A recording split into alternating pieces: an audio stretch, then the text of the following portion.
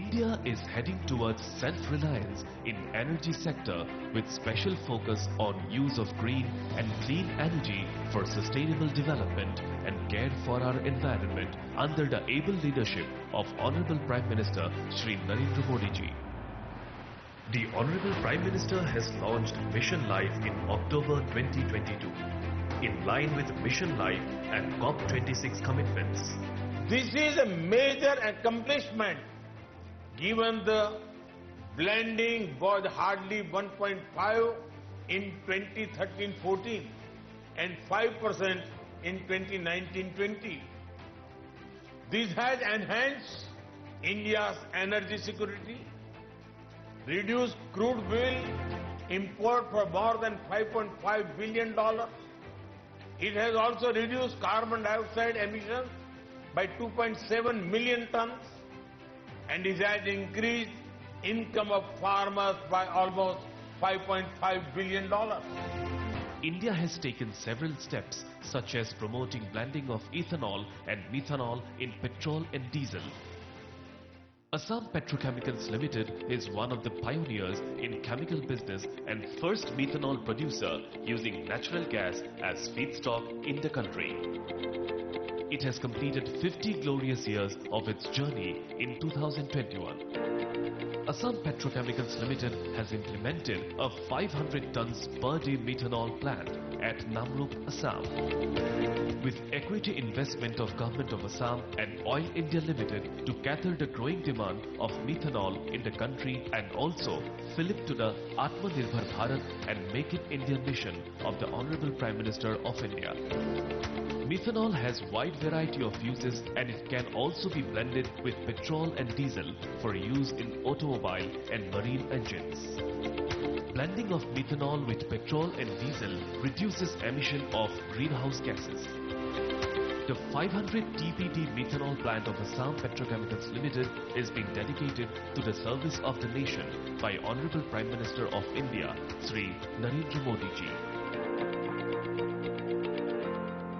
अब मैं माननीय प्रधानमंत्री श्री नरेंद्र मोदी जी से अनुरोध करूंगी कि वे कृपया अपने कर कमलों से नामरूप में 500 टीपीडी मेथनॉल प्लांट का औपचारिक रूप से उद्घाटन करने की कृपा करें।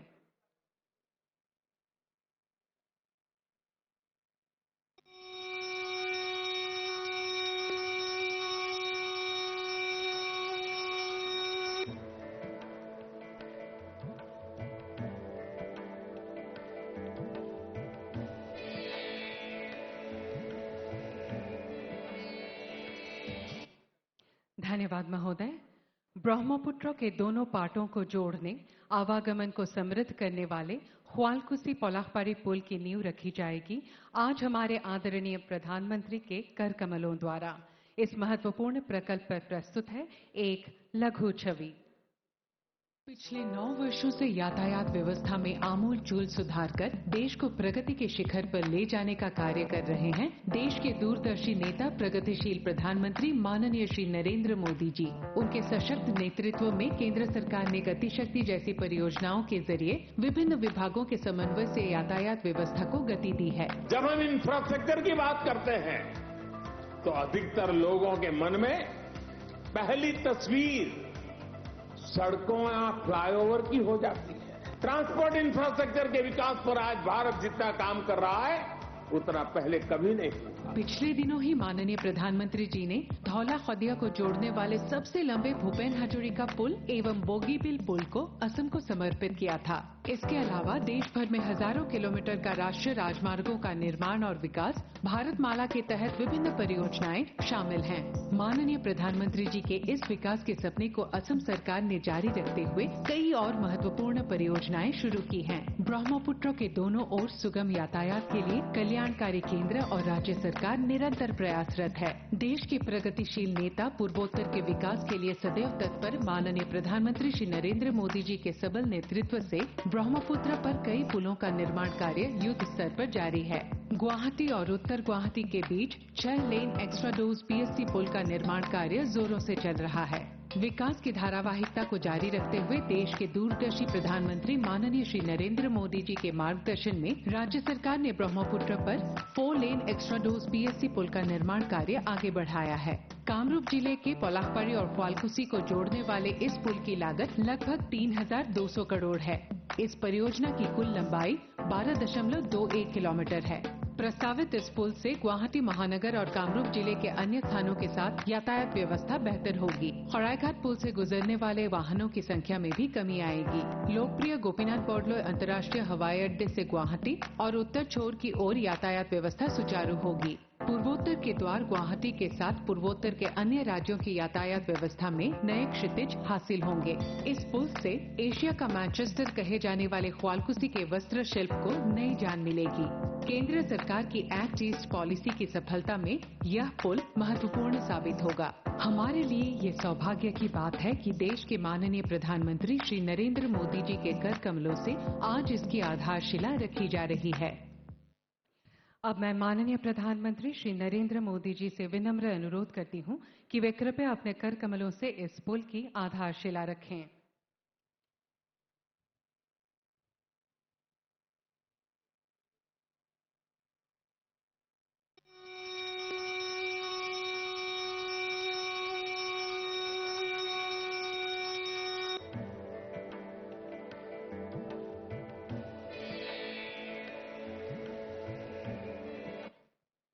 धन्यवाद महोदय। अब हिबोखागोर के रोंगघोर के सौंदर्यीकरण पर आधारित एक ऑडियो विजुअल का प्रस्तुतिकरण होगा। विरासत और परंपराओं के संरक्षण की विकास यात्रा।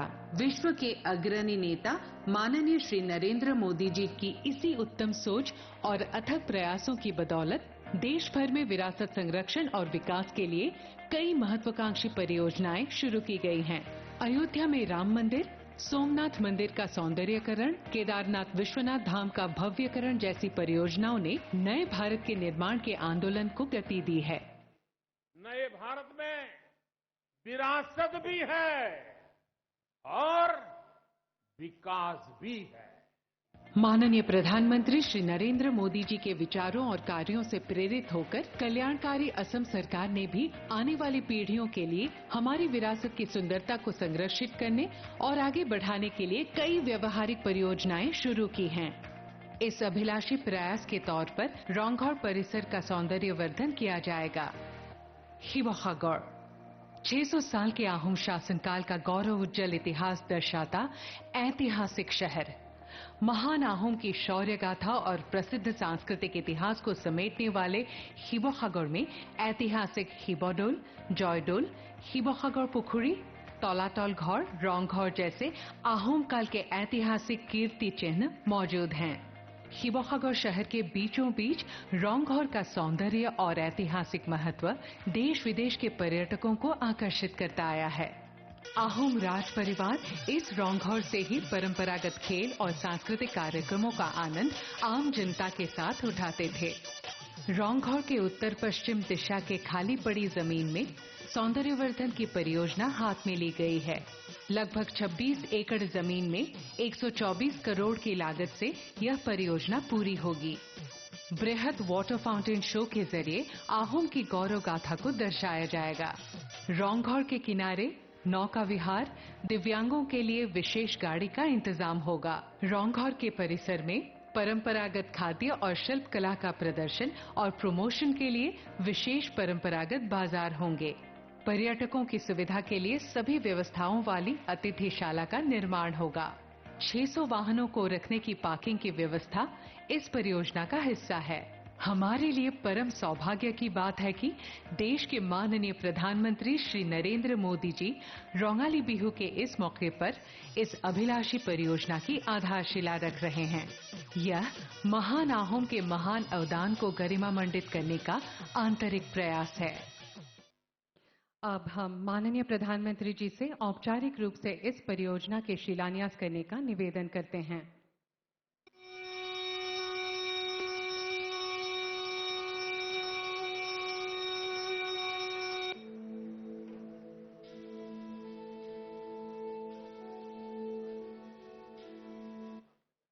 धन्यवाद महोदय। देवियों और सज्जनों, अब हम भारतीय रेलवे के 5 परियोजनाओं पर आधारित एक ऑडियो विजुअल प्रस्तुत करेंगे।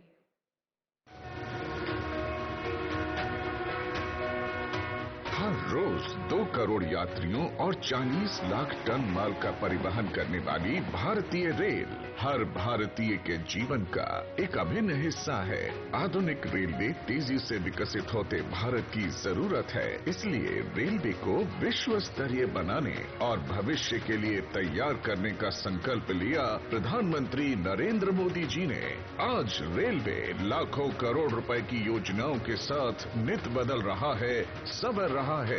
देश की प्रगति की 9 वर्षों की अविरल धारा का अहम हिस्सा है अष्टलक्ष्मी, यानी हमारा नॉर्थ ईस्ट। माननीय प्रधानमंत्री जी के नेतृत्व में पिछले 9 वर्षों में नॉर्थ ईस्ट में इंफ्रास्ट्रक्चर निर्माण और मजबूत कनेक्टिविटी के लिए अभूतपूर्व काम हुआ है। असम में रेल सहित सर्वस्पर्शी और सर्वांगीण विकास पर विशेष फोकस है।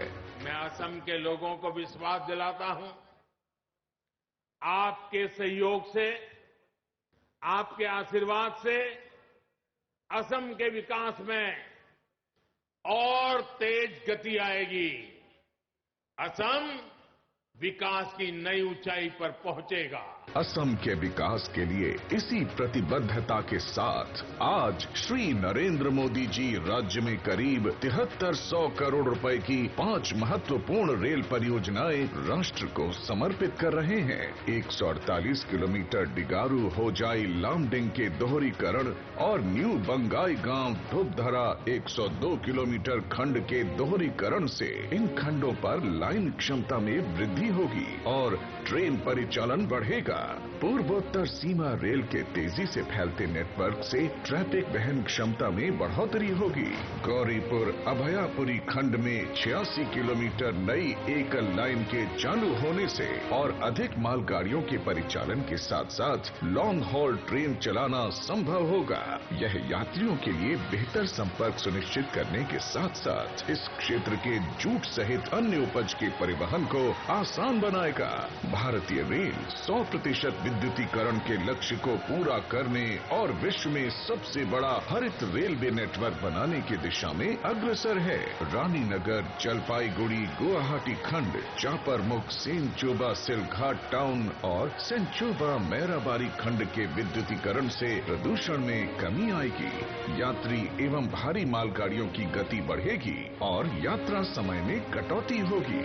गुवाहाटी तक विद्युतीकरण से परिवहन निर्बाध होगा और सालाना 175 करोड़ रुपए की बचत होगी। इन राष्ट्रीय परियोजनाओं से कनेक्टिविटी मजबूत होगी, अन्य राज्यों से नॉर्थ ईस्ट का रेल संपर्क बेहतर होगा, जिससे यहाँ की आर्थिक गतिविधि के साथ साथ पर्यटन और कृषि उत्पाद, कला और संस्कृति को बढ़ावा मिलेगा और रोजगार के नए आयाम खुलेंगे।